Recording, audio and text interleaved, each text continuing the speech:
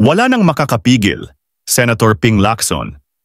Matapang na ibinulgar ang pangalan ng ilang sangkot sa maanumalyang flood control project na sina dating District Engineer Henry Alcantara at ang pumalit sa kanya na si Bryce Hernandez. Dagdag pa nito, ang dalawang ito ay halos pareho lang ang pagmamahal sa pera.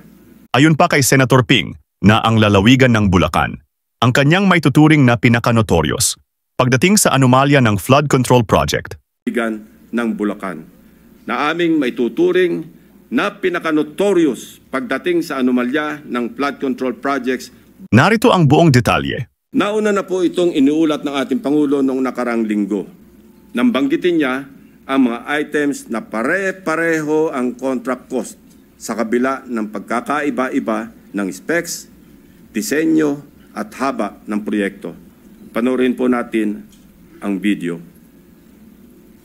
Pag sinabi, may 50 project, pare-pareho, 150 million lahat. Pare-pareho lahat. Imposible yan. It is impossible for one barangay, even if they are the next barangay, to have the exact same project to the exact same amount with the exact same contractor. Imposible yan.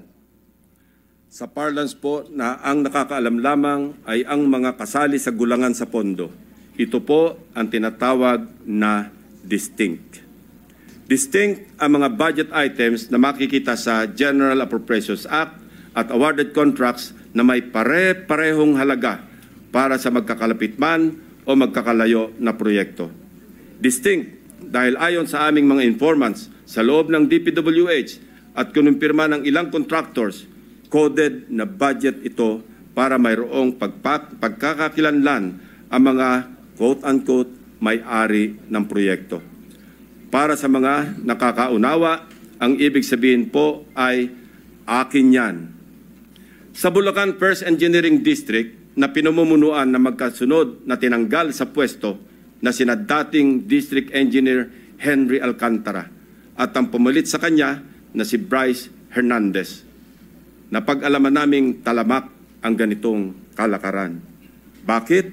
Sapagat ayon sa mga contractors at DPWH officials na nakipag-usap mismo sa akin at aking staff, ang dalawang ito ay halos pareho lang ang pagmamahal sa pera.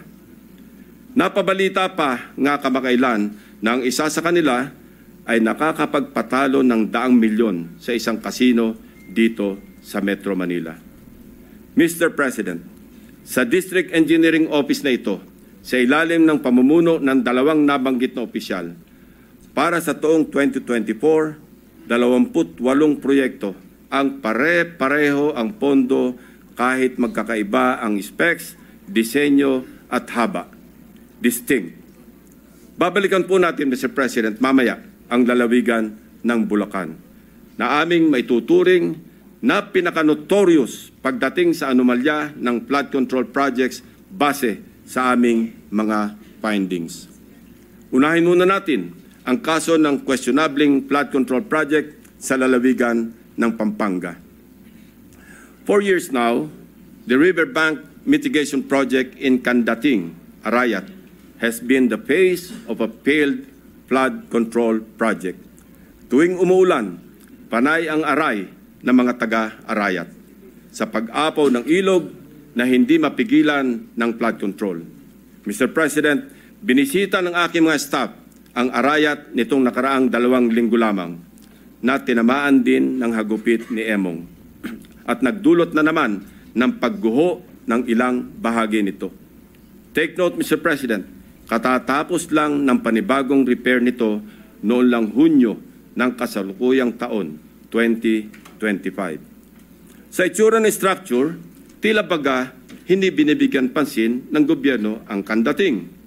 Pero kung babalikan natin 1 taon pa lamang ang nakakaraan o noong Agosto 2024, may gumuho ng flood control matapos mahagupit ng monsoon. Mr. President, a review of the budget books shows that we started funding the construction, rehabilitation of slope protection along Pampanga River, Candating, Arayat, Pampanga, way back in 2018. Let me give a rundown. In 2018, we already spent 20 million pesos on a project for the construction, rehabilitation of slope protection along Pampanga River, Kandating Section, Arayat. Kalaunan, nasira. Since then, it has become a cycle, Mr. President. We used the people's tax money to repair it in 2023 for a contract price of 91.6 million pesos. It was repaired again by another year's tax money in 2024. This time, not once, but twice, 91.8 million for Phase 1 and 91.4 million for Phase 2.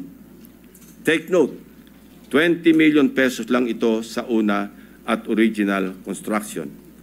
If the original construction cost was only 20 million pesos in 2018, why did the repair cost balloon to 350% or 91 million in 2023 and another 183 million pesos in 2024 or an overall increase of 815%? Aba, at nawili na ang funder ng Edmari Construction na siyang palaging nananalong contractor sa Kandating, Arayat, Pampanga noong 2023 at 2024. Naglagay pa ulit ng 100 million pesos ngayong taon. Buti na lang, pinigil ng Malacanang ang pag-release ng pondo. Distinct then, but in a very distinct way. As I mentioned earlier, all of these were awarded to the same mighty contractor, Edmari Construction and Trading. In total, Edmari bagged 274.8 million pesos in taxpayers' money for the rehabilitation and repair of Kandating na tila hindi nagsasawa sa kare-repair. Hindi lang po yan ang issue ng Edmari. How can this contractor, with an unusual share of controversies, including being delisted as DHSUD builder in 2023, be trusted to rebuild its own consistently collapsing project, which has evidently come with great cost and loss to the government. Paulit-ulit ang pag-repair, ngunit ganito pa rin ang kalagayan sa Kandating, Arayat. Arayat ko po. Mr. President, magtungo naman tayo sa Hilagang Luzon, partikular sa probinsya ng La Union, kung saan matatagpuan ang Bawang River Basin, na kung saan matindi ang congressional insertions.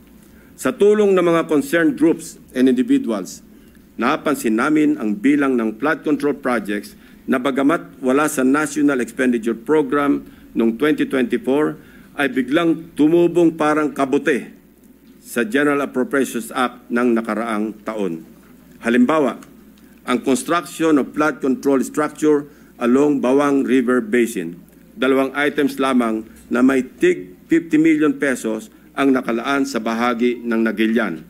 Samantalang, ang bayan ng Bawang ay wala pong proyekto sa National Expenditure Program. Abracadabra, sa naipasang 2024 General Appropriations Act, nagkaroon ng 10 items na nahahati mula Package 1 hanggang Package 10 na may tig 98 million pesos ang biglang umusbong para sa Nagilian. Sa kabuuan, ang 10 packages na ito ay umabot sa 967.4 million pesos. Halos 1 bilyong piso kumpara sa 2 tig 50 million lamang sa 2024 NEP. Sa Bawang naman, 7 packages ang lumitaw na may magkakaparehong halaga, 89 million pesos each. Sa kabuuan, ito ay nagkakahalaga ng 623 million pesos mula zero budget sa NEP ng 2024. Sa aming masinsing pagkalkal, ay natuklasan naming iisang kontraktor ang naawardan ng lahat ng packages na ito, ang Silver Wolves Construction Corporation. Distinct pa rin, distinguished colleagues. Ito ang nabanggit kong pork barrel insertions kanina, Mr. President. Meron pang mas matinding congressional insertions. Ipapakita ko sa inyo. Baco at Nauhan, Oriental Mindoro. Aguila congressional insertions.